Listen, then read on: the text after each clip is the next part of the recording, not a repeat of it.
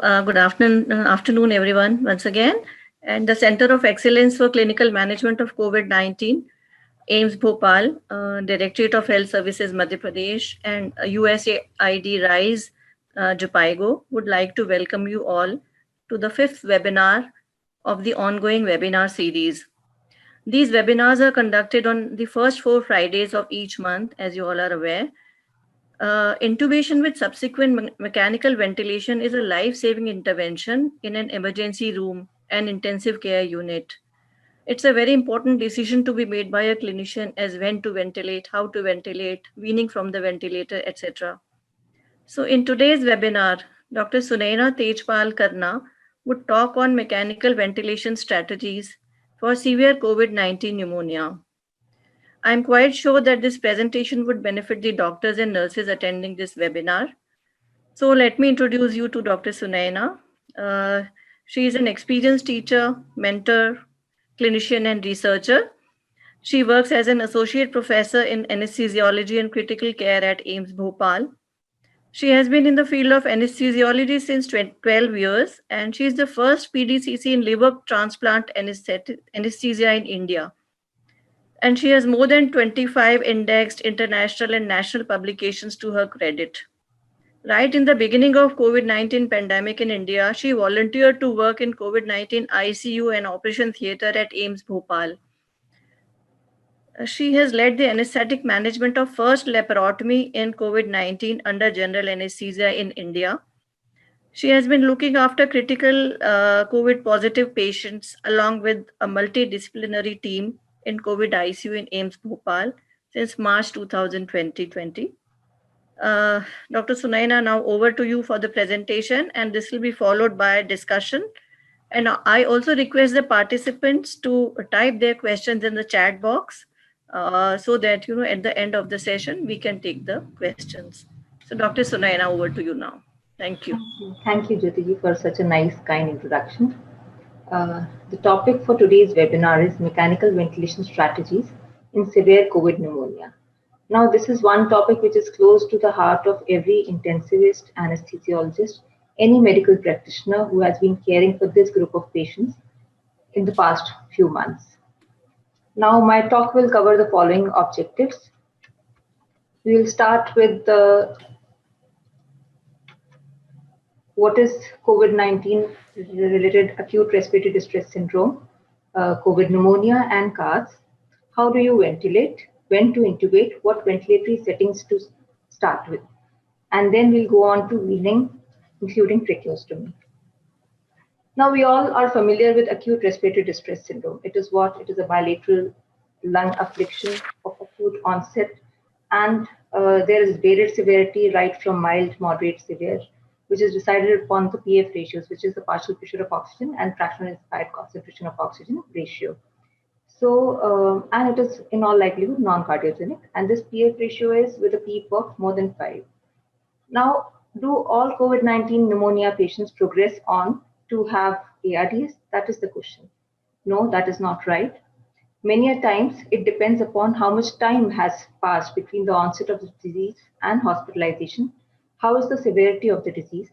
How is the host responding to that? What is the physiological reserve of that patient? How fit he is? How many comorbidities that particular patient has? And once he comes to the hospital and we start the treatment, how does that particular patient respond to our ventilatory management? How is that hypoxemia responding to the ventilator? So all of these determine whether or not this patient with pneumonia will progress on to have ARDS or not. Now, we all are aware about this landmark paper by Gattinoni et al. From Europe. They had typically described two phenotypic spectrums. One is the L type and the other one is the H type. L type typically has, if you look at this CT scan, which they had shown, there is mild ground glassing signifying interstitial edema, but not alveolar edema as such till now. Lung is very well aerated. It has low elastance, the compliance is good. Because it is well aerated, the recruitability of this particular lung is less. It is not edematous, the lung weight is less. And even the underventilated parts are getting perfused. So in this particular L type of lung, they said that these are the patients who have very good lung compliance. These are the good patients where you have to think about oxygenation. On the other end of the spectrum is the H type of lung, in which if you see that the lung starts getting hypnotized and there is a lot of edema, there is high lung weight, high elastance, and which means low recruitability and a high right to left shunt. So, but when we look at patients, they don't come typically as L type or H type. In fact, many a times the patient is somewhere in between. So what do we do? The first thing when the patient lands up in emergency is you start supplemental oxygen. The targets described by surviving sepsis is between 92 to 96%, whereas those advised by WHO is more than 90%. So you have to maintain the oxygenation. How do you do that? You deliver oxygen with the help of various oxygen delivery devices. You start with the simple oxygen delivery devices like nasal cannulas, face masks, non-rebreathing masks. And then if suppose the patient is still desaturating, needing further intervention, you go on to non-invasive support structures like HFNC, which is high flow nasal cannula, or non-invasive ventilation. It is when the patient fails. Dr. Sunaina, sorry for the interruption. Can you please speak closer to the mic? Some people are saying that voice is not audible. Okay. Am I audible now? Yeah, better. Thanks. Okay. So we were discussing about the progression of respiratory support.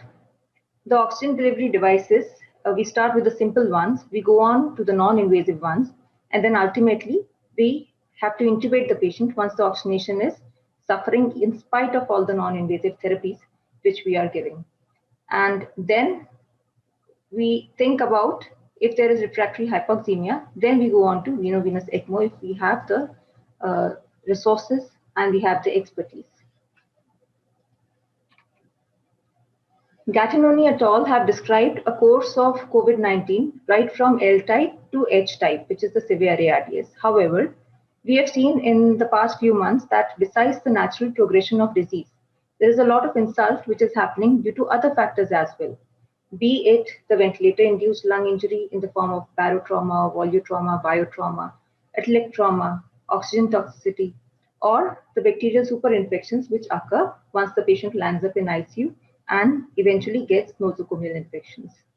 So the one ventilator-induced lung injury which we are very particularly worried about is the patient self-inflicted lung injury. In this, a patient, especially a patient who has a good lung compliance, he is getting hypoxemic. So the brain senses that, increases the respiratory drive, which leads to him trying to generate a higher tidal volume, causing increased pleural pressure swings, which further causes capillary leakage, again pulmonary edema, again impairment of gas exchange, and this starts a vicious circle of self-inflicted lung injury. Now, when do you intubate? Like Madam had rightly said at the start when she was starting this talk, that when do you intubate? That is a very critical point. Do you intubate early because you are anticipating a very rapid deterioration in this patient? Most patients are very hypoxemic. They land up with a saturation of 75% in emergency. And in spite of NIV, if they are having a saturation of 88, 89, 90%, do you intubate straight away or you give a trial of NIV, give a trial of high flow? How long do you give it? And basically, early intubation is to avoid this patient's self-inflicted lung injury. Whereas there is another school of thought which says that no, wait, try the NIV support, try high flow, give the patient some time. There is high mortality associated in intubated patients. There is a chance of VAP happening. There is a chance of other ventilator-associated lung injuries. So just wait and watch and give the patient some time. So what do we do? There have been many papers regarding this. One from Philadelphia. In this, most of these papers which I'll be citing today are retrospective observational studies of a cohort of patients with COVID-19. Now, this paper from Philadelphia, in this they studied 111 patients and they defined early need for intubation as those who were intubated within 2 days of high FiO2 requirements more than 0.5. They found that 68% patients were intubated early. Mean age was significantly higher in those who were intubated early. They were more sicker. They had higher SOFA scores. If you look at the plateau pressures and the compliance, now Gattinoni et al. Had reported a compliance more than 50, less than 50. That is how they have differentiated a low compliance, high compliance. In this, if you look at the mean compliance, it is in the range of 29 to 32. So it is in this range. Whereas the plateau pressures in the patients who were intubated early were 24, 24, whereas those who were intubated late were slightly higher, though not very significant. But did this impact the outcome of the patient? No. So timing of intubation they found did not affect the clinical outcome of the patient, be it in terms of days on ventilator, ICU length of stay, hospital length of stay. So what to do? This is another study from Georgia. In this, again, they found their compliance was in the range of 30s. Driving pressures were not very high, and the outcome was not different. They categorized patients from time of ICU admission to intubation as less than 8 hours, 8 to 24 hours, and more than 24 hours. So whether you intubate within 8 hours, within 1 day, or after 1 day, it does not matter. The outcomes of mortality, duration of ventilation, duration of ICU stay do not change. So there has been varied data about this.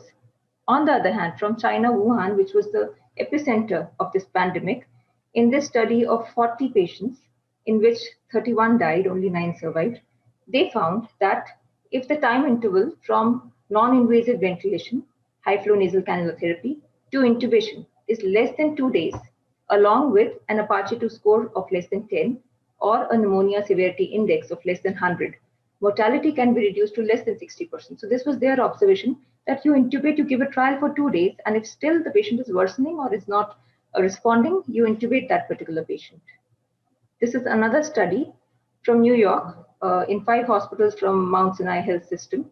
They found that each additional day between admission and intubation was significantly associated with higher in-hospital deaths.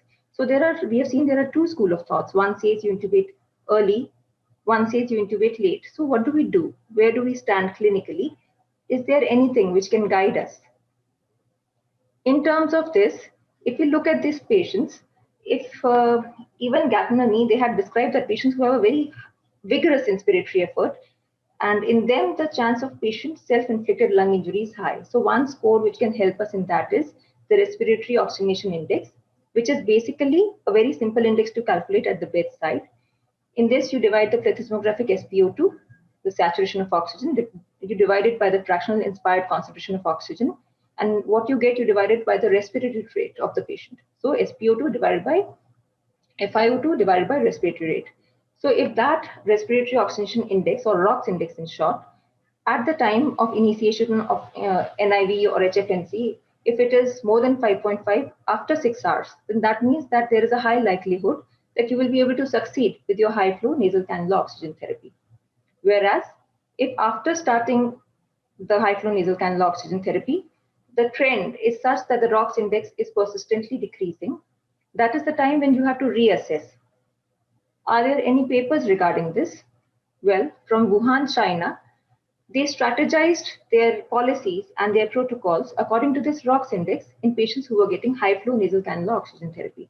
So in critical patients where the PF ratios were more than 150, they tried NIV and high flow. In the NIV group, in those patients who were generating very high tidal volumes, more than 12 mLs per kg, and still hypoxemia was not improving, they decided to intubate the patient. Whereas in those who were on high flow and they had a ROX index of more than 4.88, they were comfortable proceeding with NIV or HFNC. In case the ROX index was between 3.85 to 4.88, they advised monitoring closely. So they used to monitor these patients, assess the ROX index periodically. And when it used to deteriorate less than 3.85, this is the time when the respiratory rate of that patient is high and oxygenation is not improving. So in spite of a strong spontaneous breathing, the patient is not able to generate the good PO2 levels. So that means that this is the point when you may have to intubate that patient. What other tools can help us? From Europe, from the Gattinani group, they advised esophageal pressure monitoring. They said that if the esophageal pressure swings increase from 5 to 10 centimeters of water to above 15 centimeters of water, that means that the transpulmonary pressure difference is quite high. So there is increased chance of lung injury, increased chance of PCLE. So in this group of patients, if it is going more than 15, you go for H-type protocol, go for high PEEPs, intubate that patient. Whereas in practical life, it is very difficult due to logistic reasons. The patient is not compliant. It is very difficult to monitor the esophageal pressures. So I did not find many studies where esophageal pressure has been used. It is we don't do it in our setup. Another score is the HECOR score. It is basically the heart rate, acidosis, consciousness, oxygenation, and respiratory rate. So a total score of 15 is present. If it is more than 5 at 1 hour of NIV, there is a more than 80% risk of NIV failure. So we can use this score. However, it has not been used in patients with COVID. It has been used in non-COVID population, especially people who had COPD, but I have not found any studies with HECOR score in patients who had COVID. Another thing which is very helpful in our ICU based on our experience is ultrasonography of lung. Do serial ultrasonographies every day of each patient and see how the lung disease is progressing. If the patient's oxygenation is okay, the B lines as they were present the previous day are still present, they have not progressed, there are not multiple B lines, or there is not much consolidation at atelectasis, you may wait. However, if the disease progresses, there are multiple B lines, there is consolidation at atelectasis, then you have to think about, okay, this patient might be worsening. That is the point of time you intubate, you think about giving a higher PEEP or not, whether you need to change the mode.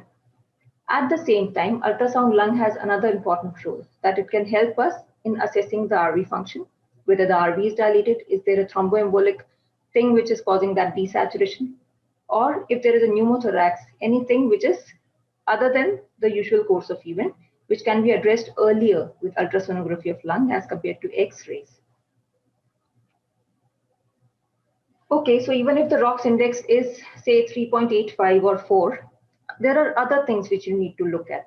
In the pandemic, as we have all faced, there was a barrage of patients from different age groups with different comorbidities, with different frailties. So when you are managing your resources, you need to think about whether that mechanical ventilation is going to benefit that particular patient or not. Having said that, we want the idealized benefit of invasive mechanical ventilation, whereas this blue line shows the probable benefit. And this shows how the mortality is going to be without mechanical ventilation. So as the age, comorbidity, or frailty increases, you see the curves meet. So in very frail patients, in patients with multiple comorbidities, in age groups more than 80, more than 70, you will have to discuss this with the patient's relatives, think pragmatically, judiciously, and then decide on intubating the patient or maintaining the patient on NIV or high flow. When I talk about clinical frailty, I'm not talking about the status of the patient at the time of hospital admission. Please assess the clinical frailty scale 2 weeks prior to the time patient was admitted to the hospital. So how was he? If it is more than 6, that is the time when you think that, okay, this patient may not recover even if he's ventilated. Now, we have said that, okay, we intubate, but then how do we ventilate? It is not enough to do your best. You must know what to do, and then you do your best. This was said by Edwards Deming. These are the typical settings, as you all would be aware. You set a mode, you set the fractional inspired concentration of oxygen. In volume control mode, you set the tidal volume. In pressure control mode, you set the inspired pressure. Besides that, you set the PEEP and the PEEP, which is the positive end expiratory pressure, and the respiratory rate. Ventilatory modes, it really does not matter. That is the point which I want to stress upon. We are all aware about volume control ventilation, pressure control ventilation. Ventilator nowadays have a lot of dual modes. Instead of volume control, they have volume assist control, they have pressure assist control. You may be having a pressure regulated volume control. You may be having bi-level modes of ventilation. What is important is that you set them in such a fashion that it benefits the patient. So as we are all aware that in volume control mode, you set a volume. Okay, the flow in all likelihood is going to be constant, though in some ventilators there is an option for setting a decelerating kind of a flow even in volume control. And when you set a volume control, it is very important that you monitor the peak pressures and you monitor the plateau pressure. Peak pressure will give you an idea about the resistive component of that airway, whereas the plateau pressure will tell you about the alveolar pressure when there is no flow in the system. So this is reflecting the alveolar pressure. And when you judge the compliance of the system, you are basically looking at the unit change in volume by the unit change in the difference between this plateau pressure and the peak. So you have to keep an eye on this plateau pressure. It should not be that you have set a tidal volume of 6 to 8 mLs per kg and patient initially has a plateau pressure of say 18 and that increases to 24 and we are not aware of that. So whenever you set a volume control mode, always be aware of what the pressure is that needs to be monitored. Similarly, in a pressure control mode, you set an inspired pressure and that pressure is delivered. Then, even in pressure control mode, you have to keep a lookout at the plateau pressure, but what is more important is the volume being delivered. As the compliance worsens, the volume may decrease. So you have to be very careful about where the patient is. And for that, I feel the scalars are very important. The volume time curves, flow time curves, pressure time curves, they really help us in assessment of these patients. Having said that, whenever you feel difficulty or whenever you see that the minute ventilation is not being maintained, feel free to change the volume, ultimately to change the mode. Ultimately, it is how the patient behaves that depends, that guides how the treatment is going to go. How to set the tidal volume and the PEEP? Now, we have already discussed that in L type of lung, Gattinoni et al. Have advised that we use a more liberal tidal volume, up to 9 mLs per kg, according to them. Having said that, even in type H lung, you have to be very careful. You use lower tidal volumes. They have said that instead of high PEEP, physicians should consider the lowest possible PEEP and gentle ventilation practicing. You have to practice patience because many times we are more in a hurry than the patient. So you have to be very patient when you are managing these patients with COVID-19. But do all school of thoughts agree with this? No, that is not so. In the PROVENT study, they found that if you keep a higher tidal volume on the first calendar day of ventilation, it is associated with an increased risk of 28-day mortality. So higher tidal volumes, there are doubts about this. Again, in this study by Zahar et al., they found successful intubations in 67% of their patients by following established ARDS therapies, including low tidal volume, early prone ventilation. And even in this group, if you look, their compliance was 35. So more or less, whatever I have found in published literature is that the compliance in most patients has been in the range of 20 to 30s. And they have stressed upon this that use low tidal volume. But then how to decide PEEP? Okay, you keep a low tidal volume. You start with the tidal volume of 6 or 8 mLs per kg. And but then you have to set the PEEP. How do you decide the PEEP? Traditionally, we are taught that you use pressure volume loops. Look at the lower inflection points and set the PEEP right above the lower inflection point. Another strategy is that you set a PEEP of say 6 or 8, see the compliance, give it some time. Again, increase the PEEP by 2 if the oxygenation is not improving and see whether the compliance is improving. If it improves, that is known as incremental PEEP. So in increments of say 2, you keep increasing the PEEP till the compliance is the best. Another thing is stress index, especially in the pressure time curve. If you look, the concavity, if it is pointing upwards, that is stress index less than 1. This means that this lung is already over-distended. There won't be much point of giving more PEEP in this particular lung. Whereas if it is flat, or that means that PEEP might be optimal at this point of time. If it is concave downwards, this is a patient in which it still might be recruitable. These two dashed lines represent the time between the time tidal volume is being delivered. So if there is a concavity downwards, that might be the time you might want to increase the PEEP. Then there is another typical ARDS-NET protocol in which they have given tables. They have given high PEEP FiO2 combinations. They have given low PEEP FiO2 combinations. As per all the literature, none of them suggest using high PEEPs. So PEEPs above 15, 16, 18, I have not seen any paper which is advocating that. Yes, you use PEEPs up to 10, 14, 15, but not above 18, 16. Decremental PEEPs in which you start with a PEEP of 20 and then come down, definitely no. It has not been advocated anywhere. We are not using it. Esophageal pressure management, as I said earlier, they may give you the pleural pressure guide, but then it is difficult to implement, especially in patients on NIV. And once intubated, you have to have the assembly to do that. In this very interesting article from Greece, they studied 17 COVID-19 ARDS patients, and they found that when they kept a PEEP of 15.6 plus minus 1.7 and reduced it by 29% to 11.1 plus minus 1.9, they saw that their respiratory compliance improved, hypercarbia reduced, and moreover, oxygenation did not worsen. So unnecessarily higher PEEP was being delivered when the same oxygenation could have been maintained on a lower PEEP. For this, what I suggest is that we use the same incremental PEEP and see where the compliance is the best. So the PEEP that has the best compliance on the lowest driving pressure is the best optimal PEEP. So we come again to the basics of ventilatory strategy. We have decided on a low tidal volume in the range of 4 to 8 ml per kg, sufficient PEEP, which gives the best compliance with the lowest driving pressure, and a plateau pressure of less than 30 centimeters of water, preferably less than 27 if possible. Driving pressure is less than 15. Suppose we keep the patient on pressure control ventilation. We set the inspiratory pressure say at 24 and the PEEP is still 8. So this driving pressure is way too high.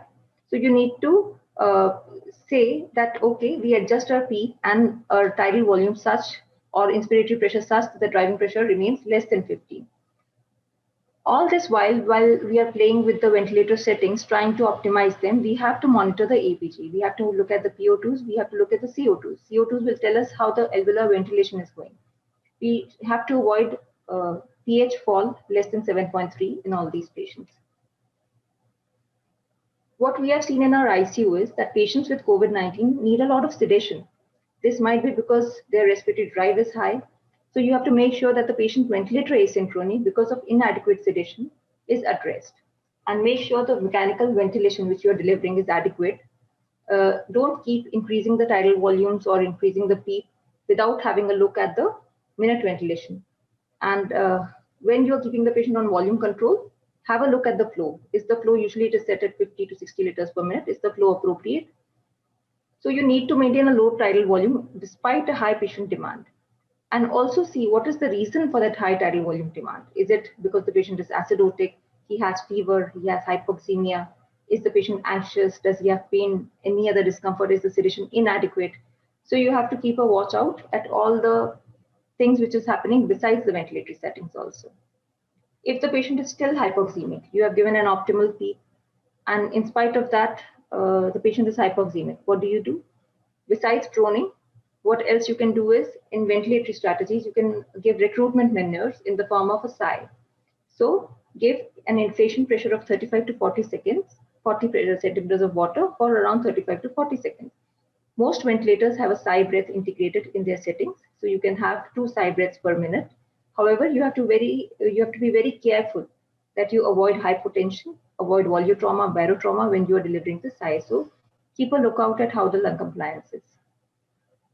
Another mode, which is often ignored, is airway pressure release ventilation. In this, basically, you use long periods of high pressure and then you give a brief rest with low pressure. And this helps in improving alveolar recruitment and ventilation. So when you set APRV mode, you have to set a P high, T high, P low, T low. This is the pressure at the high point, pressure time at the high point, pressure at low point, time at low point. So when you have to adjust the oxygen, usually it is set, initially you keep an FiO2 of 100%, keep a P high of 30, T high of say 4, T low of 0.4, and P low is usually kept at 0 at the beginning. Then you look at how the oxygenation is happening. For adjusting the oxygenation, you have to adjust the pressure at high level, you have to adjust the FiO2, you have to adjust the time at which the high pressure remains. For adjusting the alveolar ventilation, you need to give more releases. So you have to look at how the P low, T low is, how much is the spontaneous effort of the patient, how much of this air shift will cause change in tidal volume will of course depend upon what is the compliance of the system, how is the resistive pressure. And when you are setting the low time, you have to make sure that the peak expiratory flow rate falls to 50% and then the next cycle of rise in pressure begins. So for adequate alveolar recruitment, this is the key in APRV mode. However, most clinicians, most intensivists are unfamiliar with the technique and no studies have been published till now with APRV in patients who have COVID-19. Having said that, still I would say that if a patient comes with a PF ratio between 150 to 200 and the trend is worsening, immediately I think if you start APRV mode, in the beginning rather than later, that is more helpful. Now we have intubated our patient, ventilated our patient, and the patient is recovering. When do you start weaning? Well, then you have to think about weaning right from the point you intubated that patient.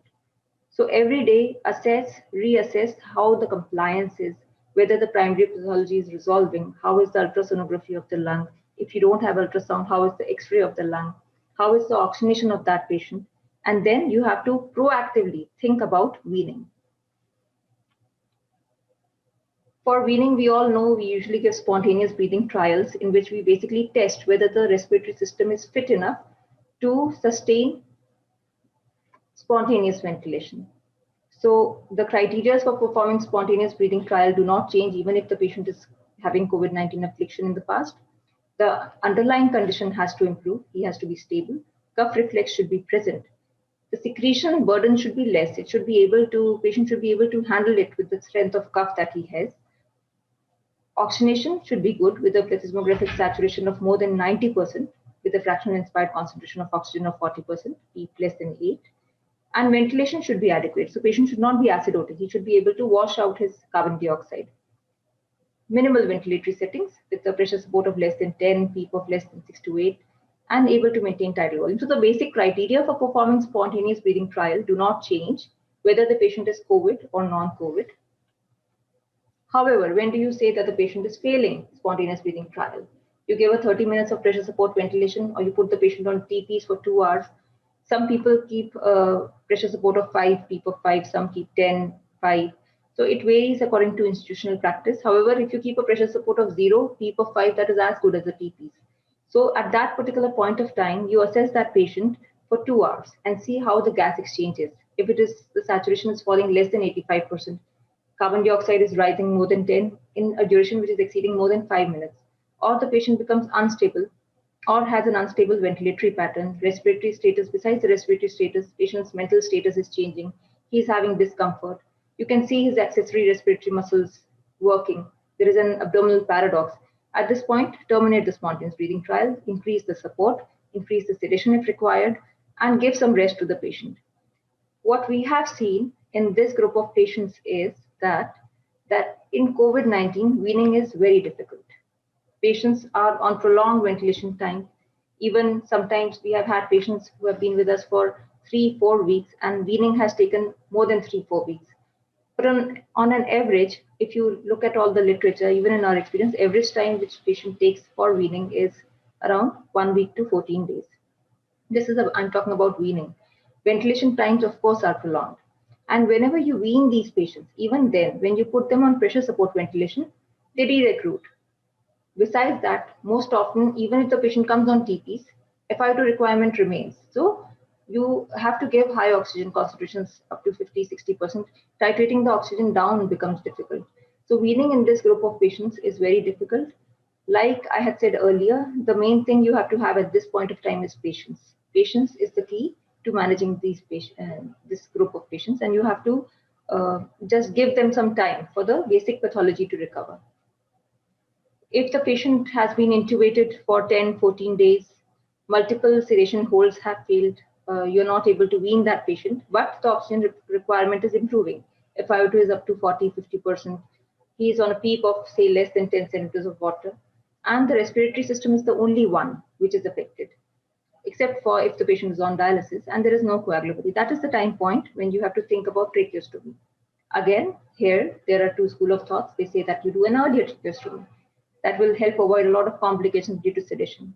And the other school of thought says that no, wait for 10-14 days and then do a tracheostomy. So what do we have? What evidence do we have to guide us?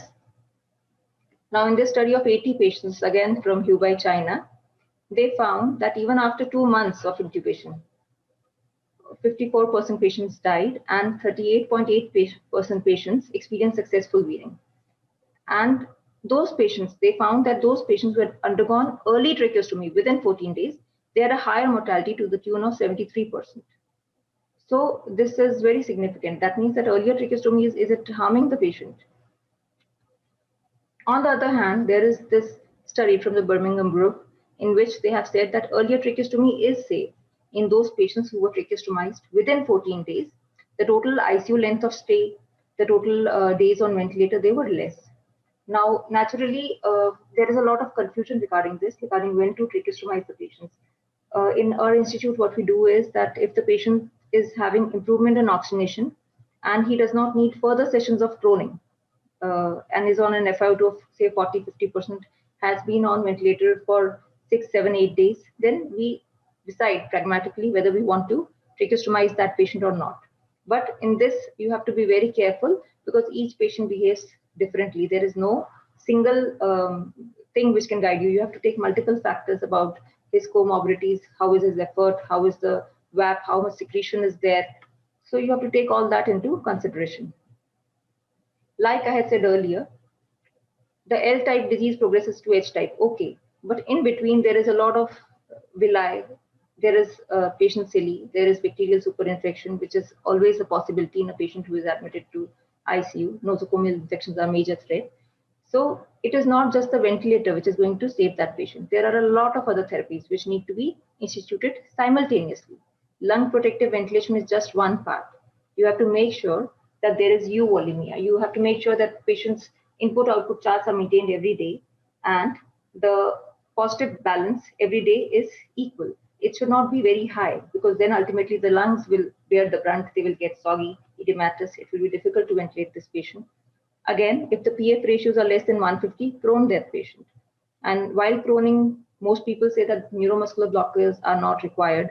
You can give intermittent doses, but in our experience, if the PF ratio is less than 150, you are proning initially till the patient is responding and the oxygenation improves to at least 50%, say, then you give the patient neuromuscular blockers as well along with sedation. Anticoagulation plays a very important role. Steroids, antivirals, we have all been through this whole drum. That's dexamethasone is beneficial. Remdesivir does help. And antibiotics need to be tailored to the antibiogram of that particular institute, to the clinical scenario. And one aspect which is frequently ignored in patients in ICU is nutrition. Nutrition is a must. Supplement enteral nutrition in all intubated patients. And then if their nutritional status is preserved, they will have the strength at the time of weaning to come off the ventilator. One brief slide about ECMO in COVID-19. The center has to have the expertise, the instruments, and the decision to put the patient on ECMO is on a case-by-case basis, depending upon the patient load, staffing, resources.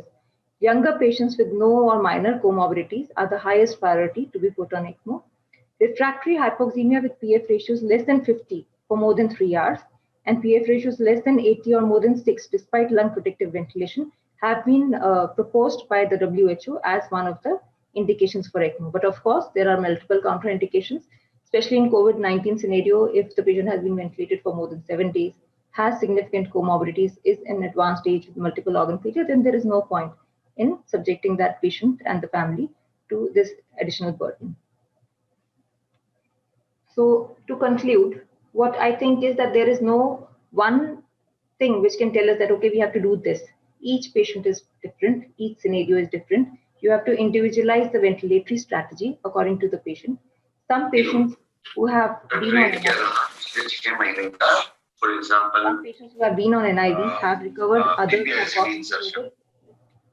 So what you have to make sure is that the patient cilia is avoided and early intubation, maybe if even after you have kept the patient on NIV and you are monitoring the ROX index, if the trend is decreasing, ROX index is falling, okay, it might be better to intubate early before the lung is totally affected. And lung protective ventilation is a must. While when I talk of lung protective ventilation, it's very important that besides plateau pressure, you also monitor the driving pressure. That is the difference between the pressure, peak inspiratory pressure and the PEEP. So you have to monitor that pressure, that how that pressure is behaving. You don't have to make sure that the driving pressure is less than 15 centimeters of water. Weaning is challenging in these patients. So you have to have a lot of patience when you are managing COVID-19. I would like to share our experience at AIIMS Bhopal. From March to November of 347 patients. Around 29.6% patients were managed non-invasively with NIV, high flow nasal cannula, And of these, we had 6.3% mortality. This was basically patients with very old age or multiple comorbidities, and where the family decided they did not want to intubate the patient. In those patients who were intubated, whether they were initially on NIV or not, within 24 hours, we had 28% mortality. These were the patients who were totally decompensated. They had raised cardiac enzymes, stroke, raised liver enzymes. So these were the patients who could not sustain within beyond 24 hours. But then 128 survivors were present beyond 24 hours. And in this group of patients, we observed that if they are intubated within 6 days, the probability of surviving this insult to the lung is higher. We had 41% survivors compared to 13% survivors in that group, which was intubated after 6 days. So thank you for your patience. Any kind of query you have, any questions are most welcome. So thank you so much, Dr. Sunaina, for a well-researched and exhaustive presentation on mechanical ventilation strategies. It was very useful. Thank you so much. So now I request the participants to, either share their questions in the chat box or they can raise hands so that we can unmute them.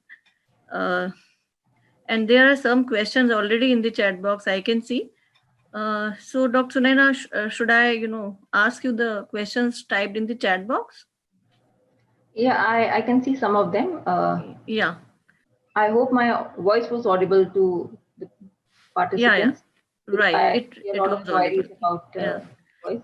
Now, there is one question: why some COVID positive patients are asymptomatic? So you see, in this illness, one thing is very pertinent, that patients have happy hypoxia. Even when they have a saturation of say 75%, they would say that no, we are totally fine. We don't have anything. Don't apply NIV, don't apply high flow. So that is because these patients' lung compliance is still preserved. They have a good lung compliance, and the brain is sensing that hypoxia. It just increases the tidal volume. They have the ability to increase the tidal volume. So many a times they just raise the tidal volume and they are not symptomatic.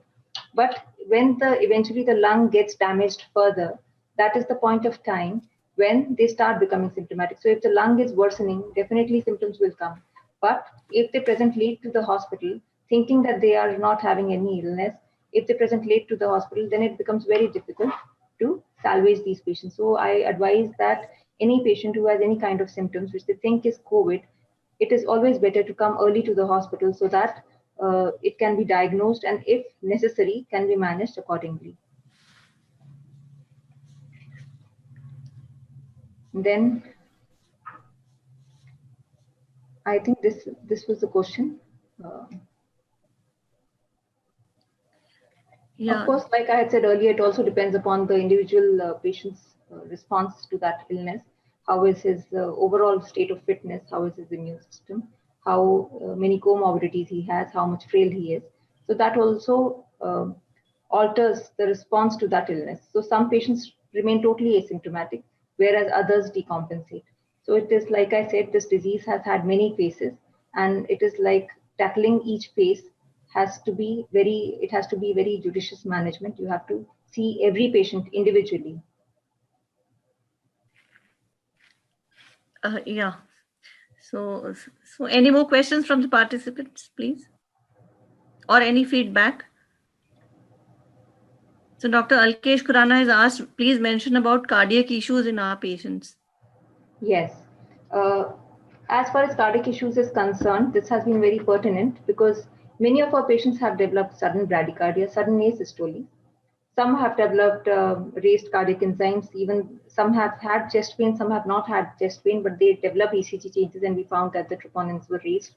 And some had RV dilation, some had heart failure per se. So viral myocarditis can present in different ways, though it is not part of the topic today, but then you have to be very, very wary of that. And we have found that remdesivir per se in our patients, it has helped in decreasing the incidence of bradycardia. So once we started using remdesivir very frequently, we had less cases of bradycardia as before.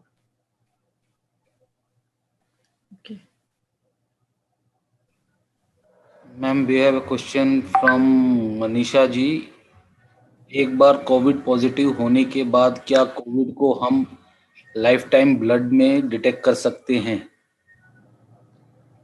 Usually, this is different from the topic, but then anyways, I would answer that because RT-PCR किया जाता है for COVID-19. You do RT-PCR.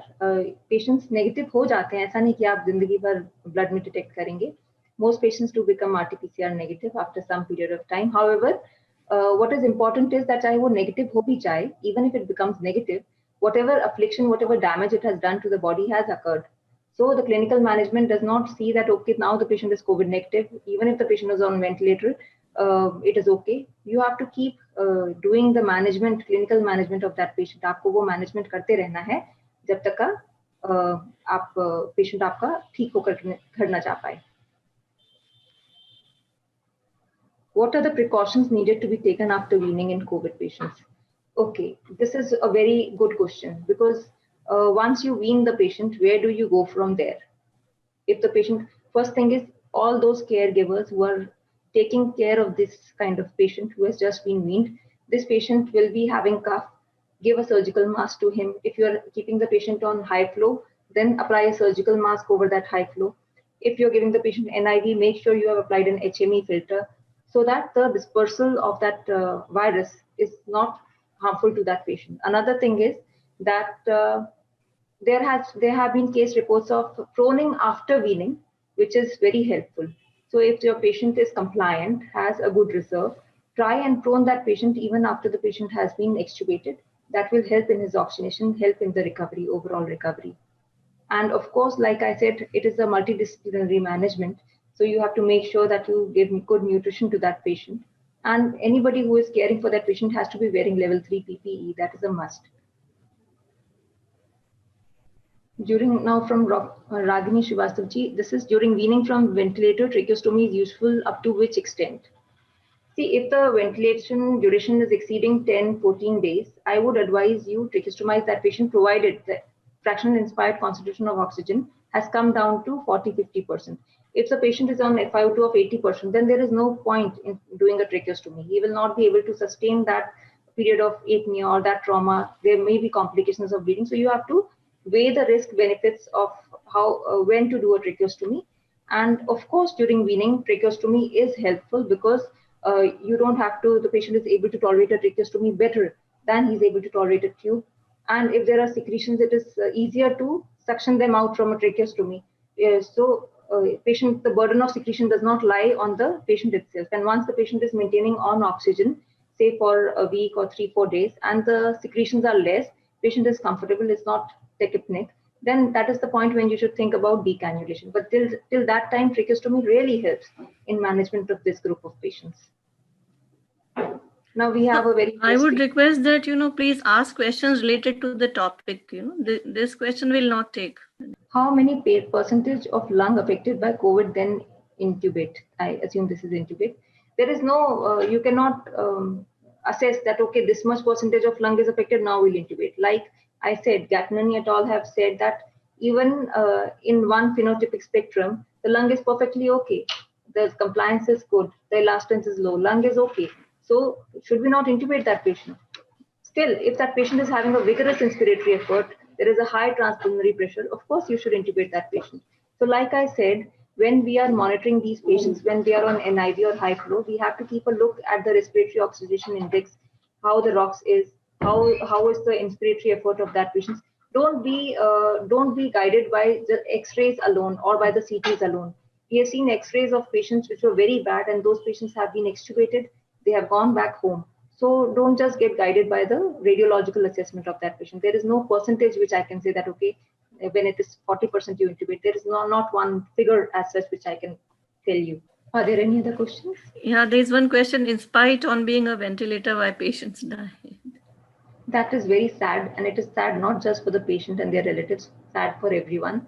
Because see, what we can do is we can try.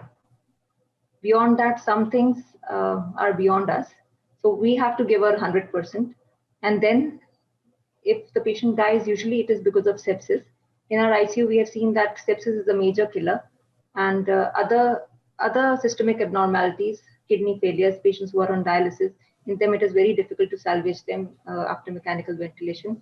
And multiple organ dysfunction, patient develops sudden bradycardia. So there are so many systems involved in COVID that just putting the patient on ventilator does not assure us that the patient will live. It is, of course, a life-saving therapy, but like I said, it is an adjunct to all other therapies.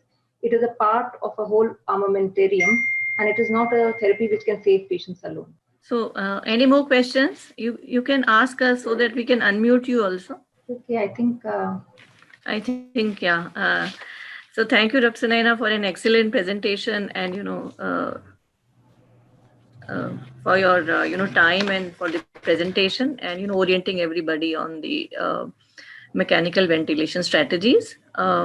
So on behalf of Government of Madhya Pradesh, AIIMS and JPIGO and RISE program, I thank you for your presentation and for your time. And thank you, participants, for joining. And so our next webinar would be again on the next Friday, and we'll keep you updated about that. Thank you so much.